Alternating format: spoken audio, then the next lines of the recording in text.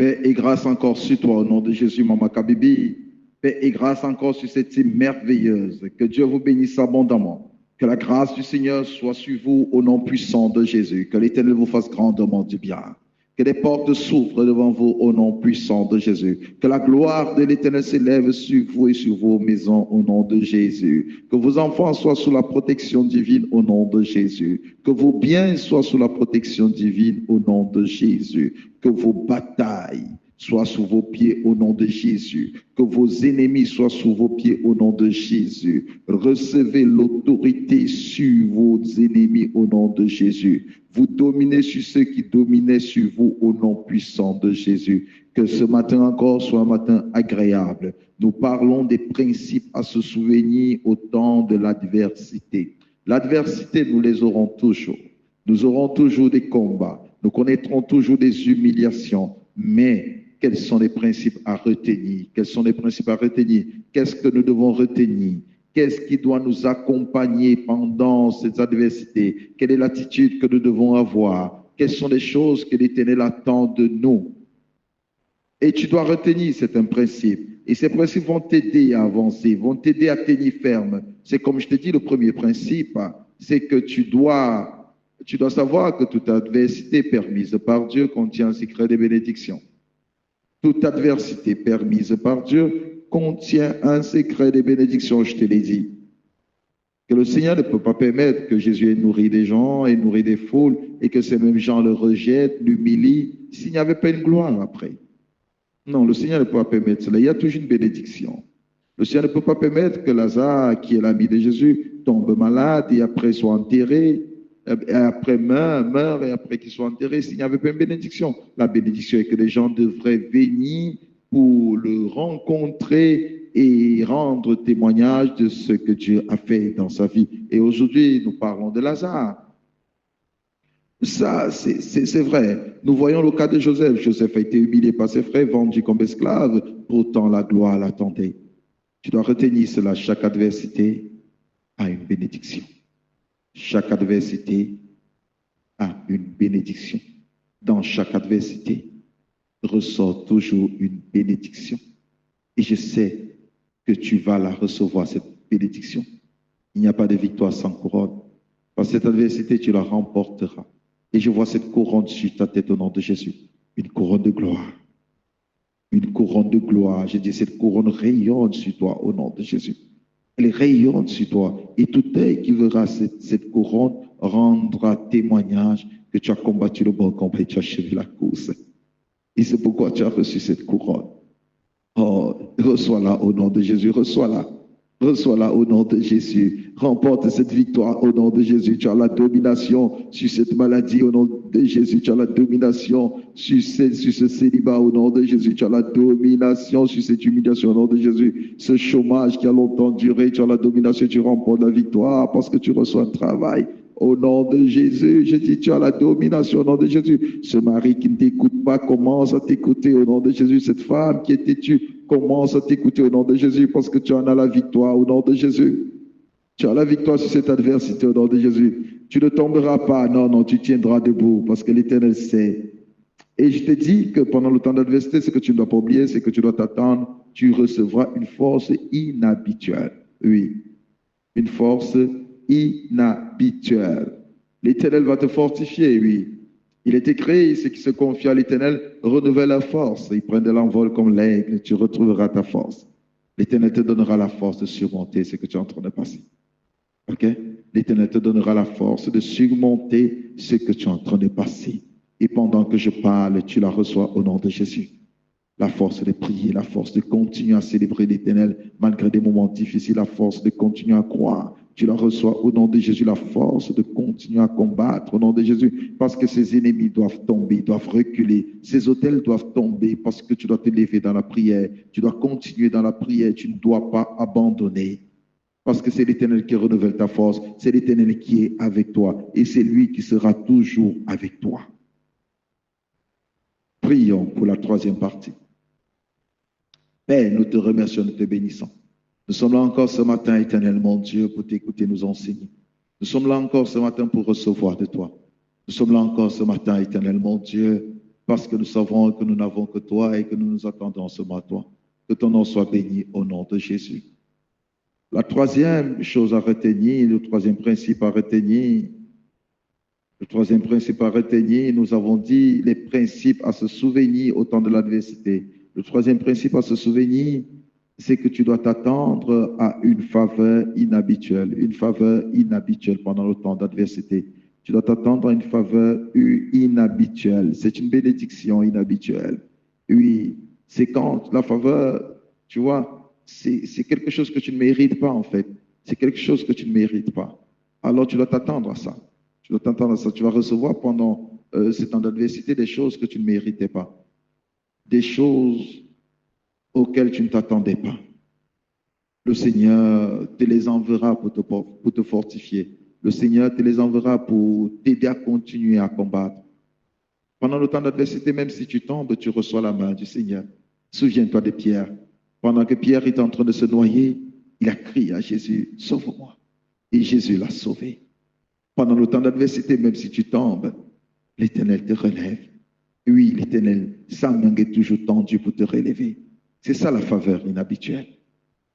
Pendant le temps d'adversité, quand les gens veulent te condamner pour une erreur que tu as commise, lui, il ne te condamne pas. C'est comme cette femme qu'on est venu exposer, disant la loi de Moïse dit, si elle a commis l'adultère, il faut la lapider. Toi, qu'est-ce que tu dis? Il dit que celui qui n'a jamais commis le péché jette sur cette femme la première pierre. Les gens ont reculé, ils ont fui. Et cette femme est restée seule. Il dit, moi aussi, je ne te condamne pas. Va, mais ne pêche plus. Pendant le temps d'adversité, tu peux commettre des erreurs. Mais tu dois savoir que la faveur de l'Éternel est sur toi. Tu ne vas pas rester assis parce que tu as commis des erreurs pendant le temps d'adversité. Tu ne dois pas être assis, pleurer. Non, tu dois te relever, continuer. Parce que l'Éternel ne t'attend pas où tu es tombé. Il t'attend où sur le lieu, au lieu où il a préparé pour toi. Oui, autant pour moi. Il t'attend au lieu où il a préparé pour toi. Ce lieu de bénédiction, ce lieu de gloire, ce lieu de succès, c'est où le Seigneur t'attend. Tu ne peux pas rester là, pleurer sur ce qui est arrivé. Tu dois te relever. Dans le temps d'adversité, tu t'attends à une faveur inhabituelle. Une faveur inhabituelle. Il dit, moi je ne te condamne pas. Il t'aide à te relever. Et bien souvent, pendant le temps d'adversité, le Seigneur utilise des personnes qui vont te faire du bien. Des personnes que tu n'attendais pas. Des personnes et que tu n'espérais pas. Tu te dis, mais qui a envoyé cette personne m'aider? Qui a envoyé cette personne me soutenir? Mais cette personne viendra seulement de l'Éternel. Pendant le temps d'adversité, l'Éternel utilisera des hommes qui vont te faire du bien. Des personnes que tu ne t'attendais pas. Des personnes que tu ne peux même pas imaginer. 1 Samuel, le chapitre 20, tu peux le lire, je ne vais pas le lire, mais tu peux le lire. Je vais te raconter l'histoire. C'est l'histoire de David, toujours David, ce petit berger. Il gardait les brebis de son père, le troupeau de son père. Voyez-vous, en Israël, il n'avait pas de valeur. En Israël, il n'était rien. Ses frères étaient parmi les soldats de Saoul. Et sa famille était esclave à Saoul. Mais pendant le temps d'adversité, c'est-à-dire quand Saoul cherchait à le faire mourir, à ôter la vie de ce petit David, le Seigneur a fait qu'il trouvait grâce aux yeux de Jonathan. Jonathan est le fils de Saoul. Comment un fils d'un roi peut-il se lier d'amitié avec un jeune berger? Comment est-ce possible? Comment est-ce possible qu'un prince comme Jonathan puisse se lier d'amitié avec un petit berger comme David? Ça, ce n'est pas possible. Ça, ce n'est pas possible. Ce n'est que possible dans le langage de Dieu. Ce n'est que possible dans le langage de Dieu. Et c'est grâce à Jonathan que David est resté en vie.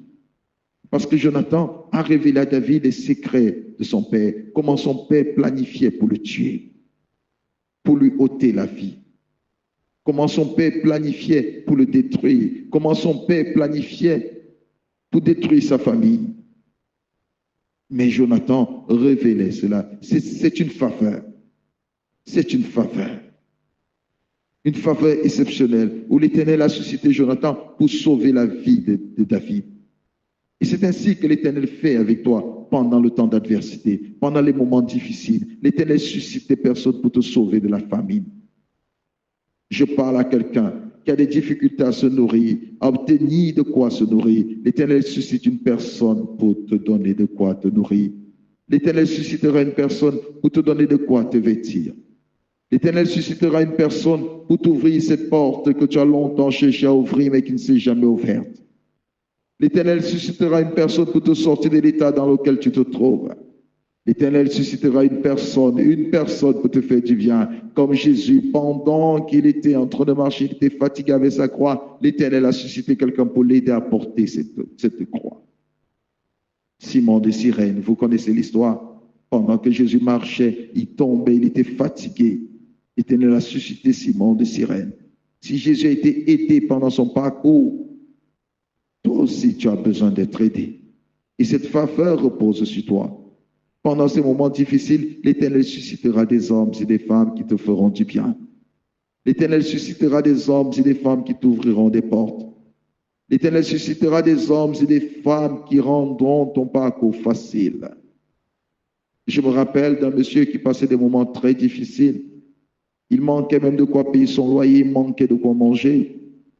Mais l'Éternel a suscité une personne qui, pendant des années, lui a donné à manger, a payé son loyer. L'Éternel a suscité une personne qui lui a fait du bien, une personne qui l'a visité, une personne qui n'attendait rien de lui, mais cette personne lui faisait grandement du bien. Et c'est ainsi que l'Éternel va susciter des personnes pour te faire du bien. L'Éternel va susciter des personnes qui vont te nourrir, qui vont te vertir, des personnes qui vont te donner accès aux choses dont tu désirais. Des personnes qui viendront pour te délivrer de cette situation dans laquelle tu te trouves. Des personnes qui viendront pour te sortir de cette prison. L'Éternel suscitera des personnes qui viendront, qui vont te tenir compagnie pour un temps, qui vont t'accompagner pour ce temps. C'est ça la faveur. Quand tu traverses ces temps d'adversité, tu dois t'attendre à cela. Esther, chapitre 5, versets 1 à 3. Esther, chapitre 5, versets 1 à 3.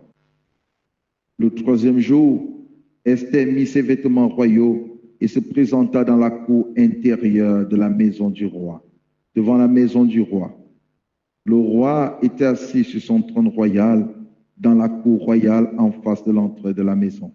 Lorsque le roi vit la reine Esther debout dans la cour, elle trouva grâce à ses yeux. Et le roi tendit Esther le sceptre d'or qu'il tenait à la main. Esther s'approcha et toucha le bout du sceptre. Verset 3, le roi lui dit, « Qu'as-tu, reine? Et que demandes-tu? Quand serait la moitié du royaume, elle te serait donnée.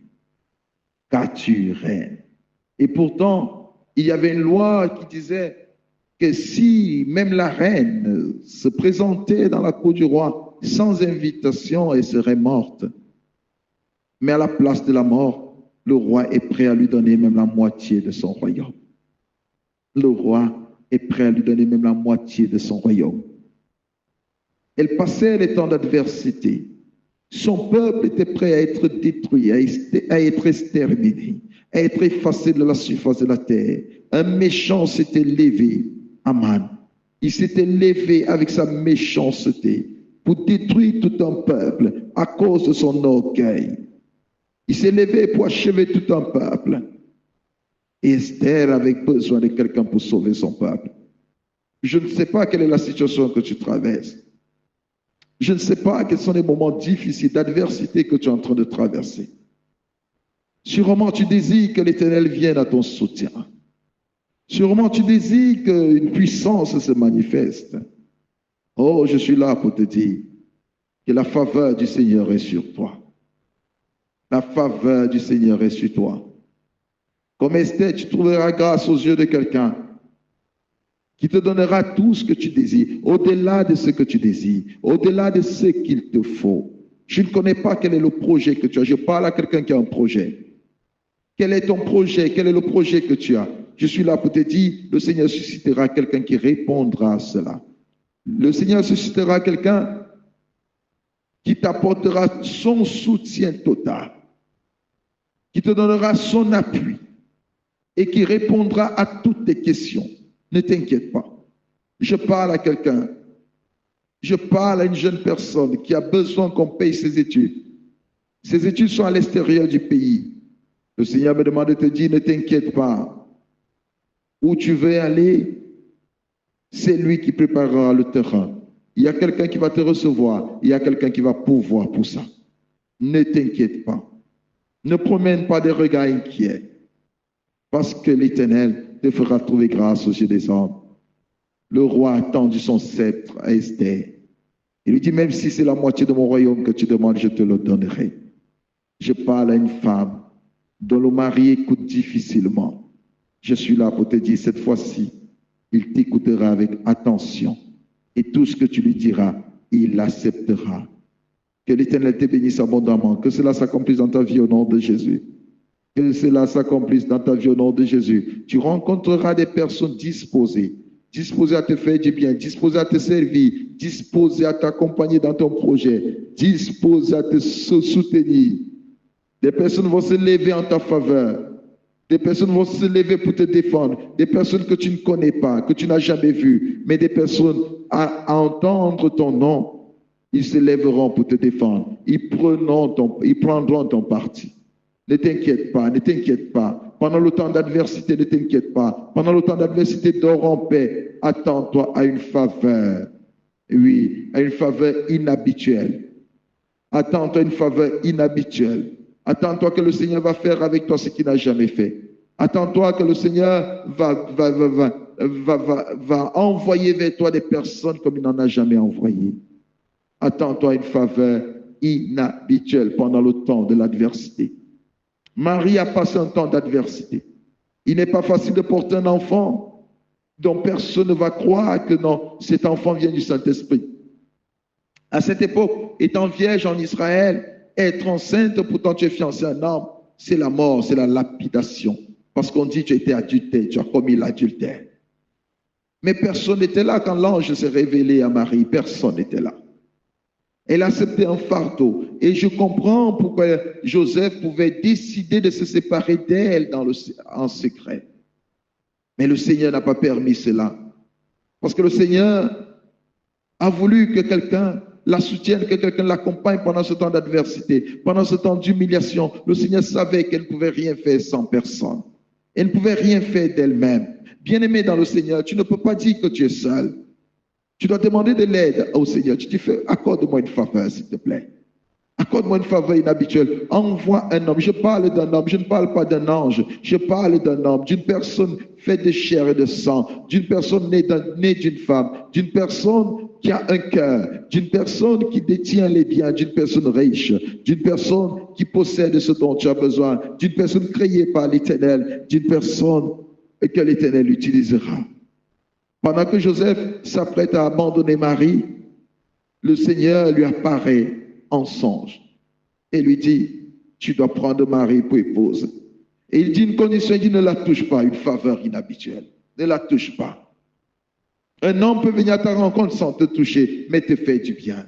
Une femme peut entrer dans ta vie sans te vouloir du mal, mais simplement pour te faire du bien.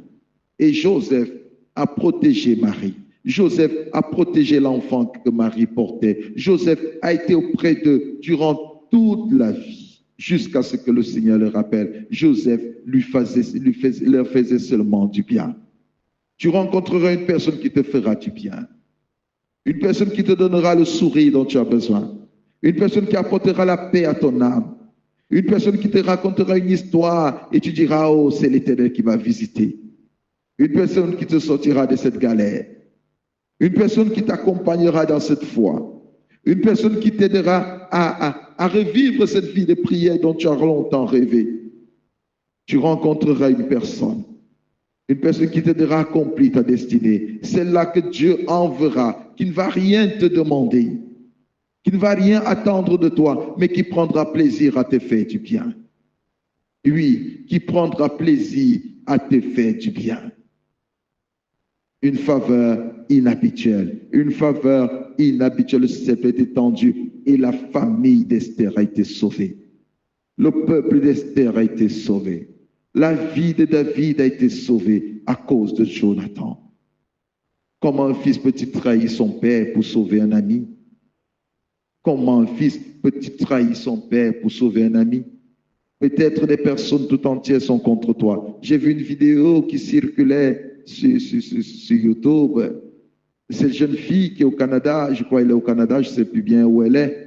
Elle voulait abandonner et retourner chez elle parce qu'elle dit c'est un raciste. Il y a trop de racisme dans son lieu de travail. On ne lui parle pas, on ne lui parle pas avec respect, on ne la regarde pas avec respect. Et elle était fatiguée, elle a craqué.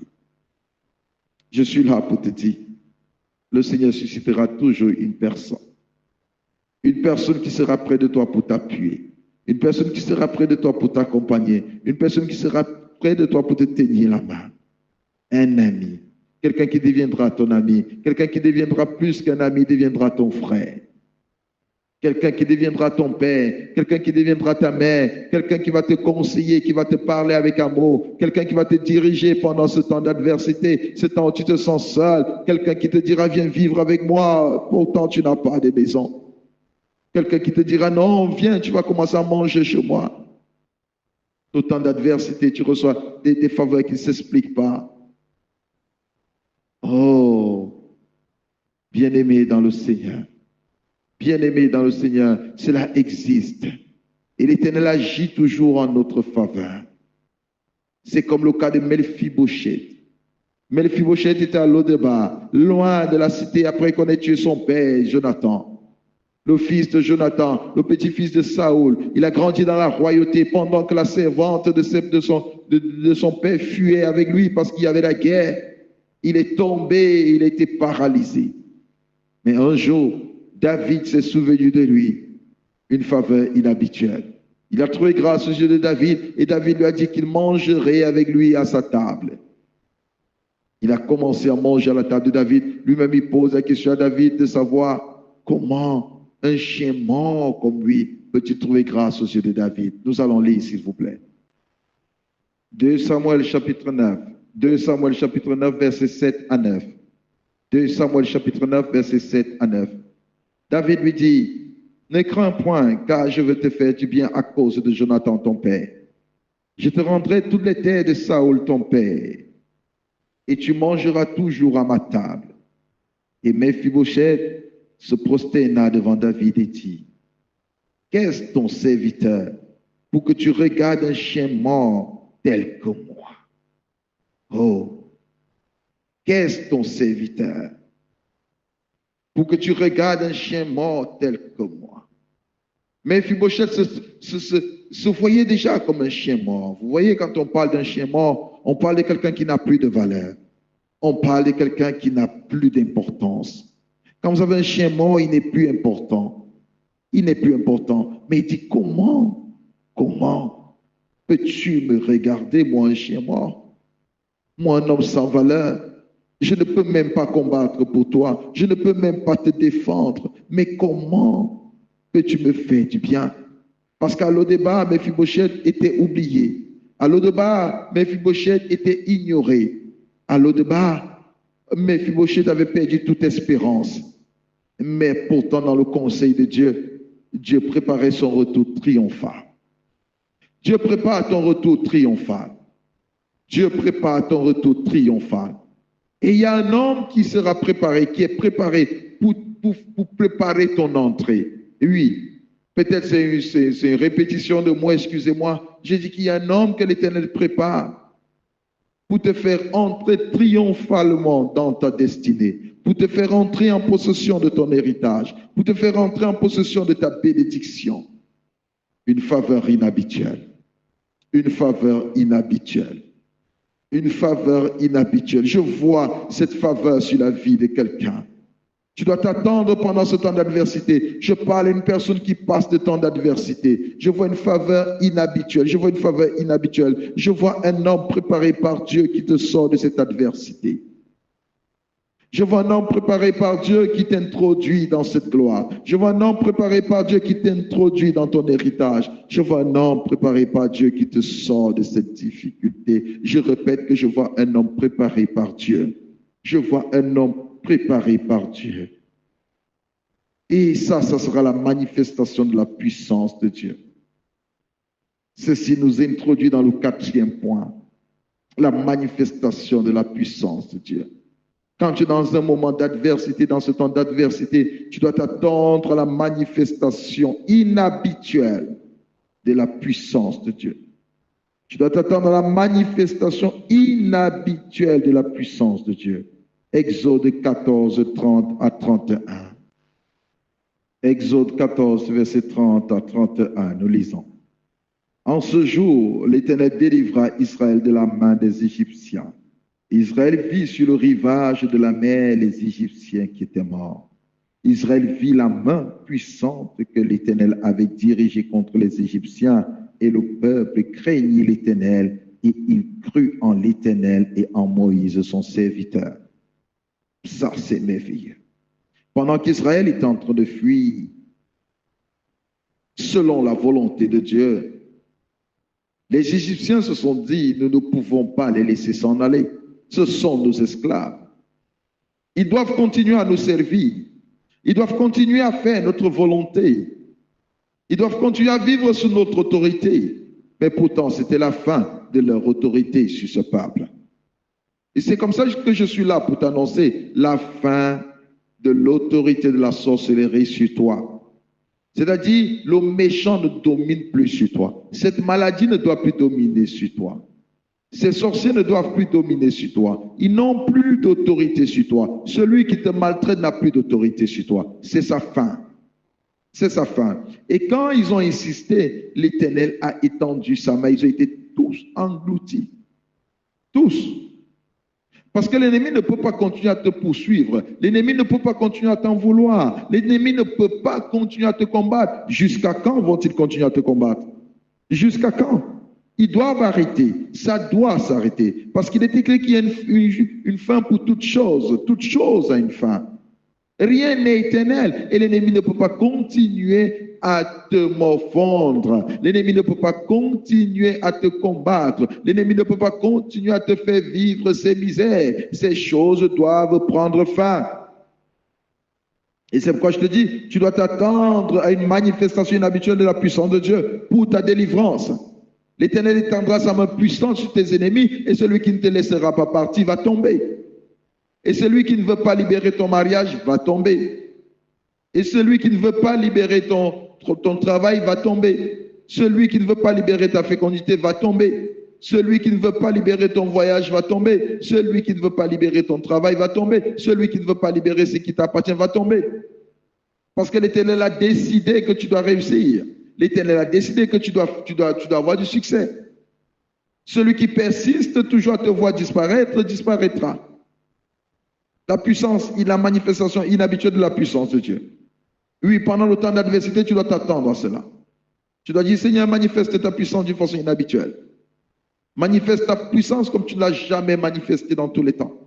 Manifeste ta puissance comme jamais aucun homme n'a vécu cela. Manifeste ta puissance, qu'elle soit différente de ce que j'ai toujours lu. Qu'elle soit inhabituelle, Père éternel. Qu'elle soit simplement pour moi. Et tu dois t'attendre à ça. Peu importe ce que tu traverses. Tu dois croire à cela parce que ça va arriver. Parce que ça va s'accomplir. Je suis là pour te dire, ça va s'accomplir. Ça va arriver au nom de Jésus. Et personne ne t'empêchera de vivre cela. Je le déclare au nom de Jésus, personne ne t'empêchera de vivre cela. Personne ne t'empêchera de vivre cela au nom de Jésus. Oui, parce que la main de l'Éternel est étendue sur toi. La main de l'Éternel est étendue sur toi. Oui, peu importe ce que tu traverses, attends-toi une faveur inhabituelle. Peu importe ce que tu traverses, attends-toi une manifestation inhabituelle de la puissance de Dieu. Tu peux commencer à remercier le Seigneur maintenant. Seigneur, nous te remercions, nous te bénissons. Nous te glorifions à cause de ton amour, Seigneur. Nous t'élevons parce que tu es Dieu. Nous t'élevons parce que tu es saint, tu es notre Père. Et tu connais tout ce que nous traversons. Tu connais tout ce que nous vivons. Tu connais toutes choses. Reçois toute la gloire, Seigneur. Reçois tout l'honneur. Mets ta main sur ta poitrine parce que je vais prier pour toi.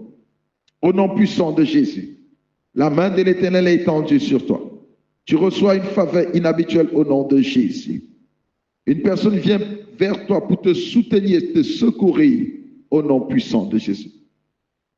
Une solution arrive au nom de Jésus. Un miracle s'opère dans ta vie au nom de Jésus. Ta délivrance est certaine au nom de Jésus. Tu es pleinement béni au nom de Jésus. Tu prospères à tous égards au nom de Jésus. Tu réussis où beaucoup ont échoué au nom de Jésus. Tu t'élèves où beaucoup ont été rabaissés au nom de Jésus. Tu es considéré où beaucoup n'ont pas été considérés, ont été humiliés au nom de Jésus. Que la gloire de l'Éternel demeure sur ta vie au nom de Jésus-Christ. Tu peux dire Amen. Sois pleinement béni. Je t'aime, Seigneur. Je t'aime, Seigneur. Je t'aime, Seigneur. Je t'aime, Seigneur. Je t'aime, Seigneur. Je t'aime, Seigneur. Je t'aime, Seigneur. Je t'aime, Seigneur.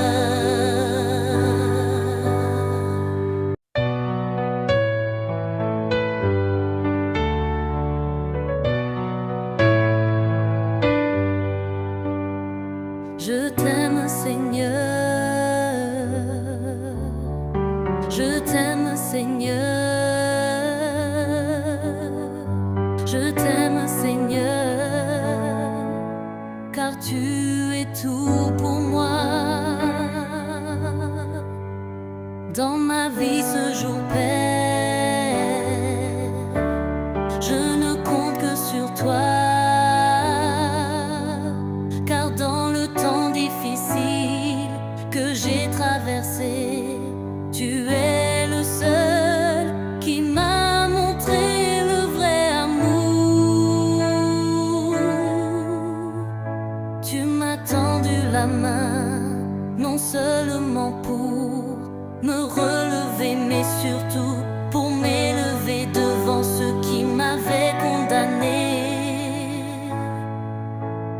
Tu m'as tendu la main pour me transformer, me façonner et me rendre quelqu'un de meilleur à ton goût. Je t'aime, Seigneur. Je t'aime, Seigneur. Je t'aime, Seigneur. Je t'aime, Seigneur. Je t'aime, Seigneur. Je t'aime, Seigneur. Je t'aime, Seigneur. Je t'aime, Seigneur.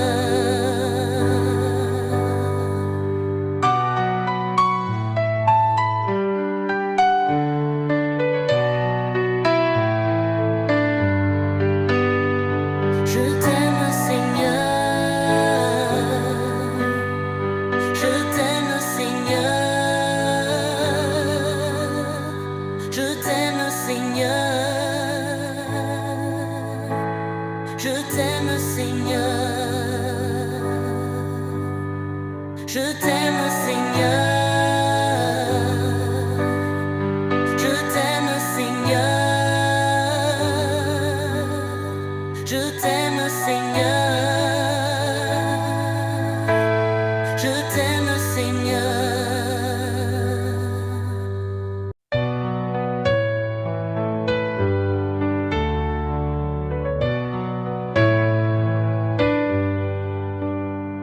Je t'aime, Seigneur. Je t'aime, Seigneur. Je t'aime, Seigneur, car tu es tout pour moi. Dans ma vie ce jour Père, je ne compte que sur toi. Car dans le temps difficile que j'ai traversé, tu es le seul qui m'a montré le vrai amour.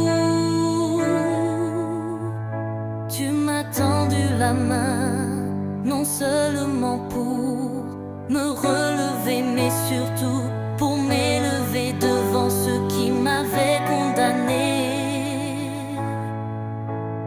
Tu m'as tendu la main former, me façonner et me rendre quelqu'un de meilleur à ton goût.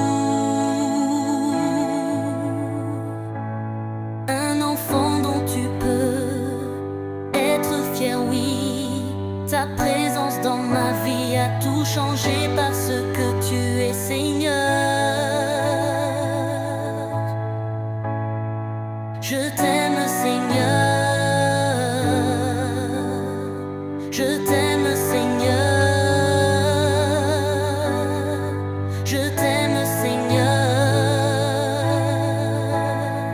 Je t'aime, Seigneur. Je t'aime, Seigneur. Je t'aime, Seigneur. Je t'aime, Seigneur. Je t'aime, Seigneur.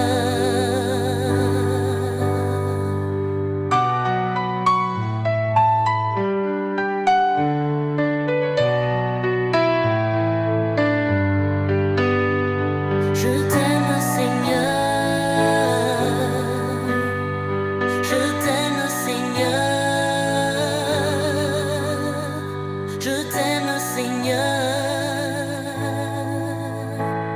Je t'aime, Seigneur. Je t'aime, Seigneur. Je t'aime, Seigneur. Je t'aime, Seigneur. Je t'aime.